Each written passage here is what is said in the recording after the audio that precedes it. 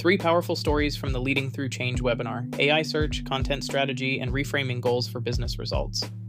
First up, David's story about how AI search is transforming their learning tech stack. The AI answers piece has really been a game changer for us.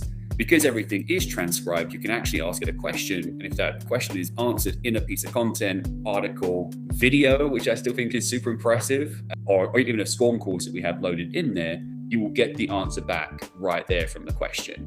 Let's dive deeper into how these ideas work in practice. First, Lauren's content strategy. But also that was lightly a sales training, right? On showing, what an apartment tour looks like. So you can create engaging content while still teaching. And obviously there's a time and a place for both. We did have normal learnings in there, our fair housing training, things like that. But having this peppered in created that 90% engagement watch rate. And some of them, Steve, were required trainings and some of them were not. The hello video was not a required watch.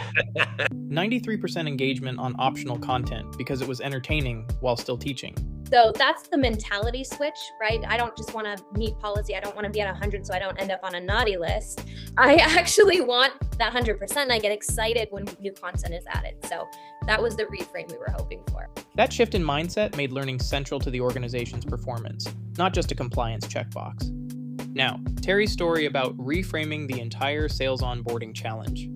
Hilti had a 2-year time to pay back for new sales reps. The ask was to build a new training program. Terry reframed the goal entirely. But we kind of did it. We got it down to about 7.5 months in some areas and even below that in some other regions. But what we had to completely change what was success then, because success wasn't 8 calls a day, or success wasn't, are we selling products? Success was actually, do we know who our customers are that are buying? Do we know the ones that want to be engaged? And it completely changed the thought process of how we actually would engage new team members. So we completely changed the way we looked at our new hire orientation, and it helped us also build some incremental milestones and goals.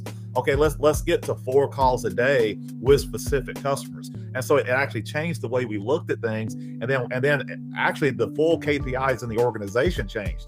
So now we have KPIs in the organization that are, if you're not hitting this level, let's go down a level. Are you meeting this, and are you doing it well? No, you're not. Okay, let's go down another level. Terry showed what reframing looks like in practice. Now David makes the case. This shift isn't optional. It's an imperative for L&D.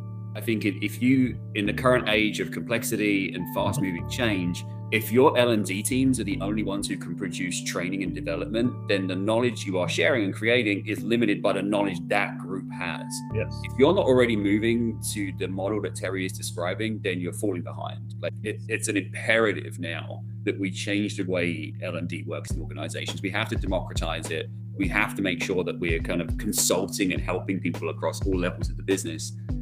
Because otherwise we're just not serving our organizations in the way that we should be. Want the full story? Watch the complete webinar to hear more from Lauren, Terry, David, and Steve.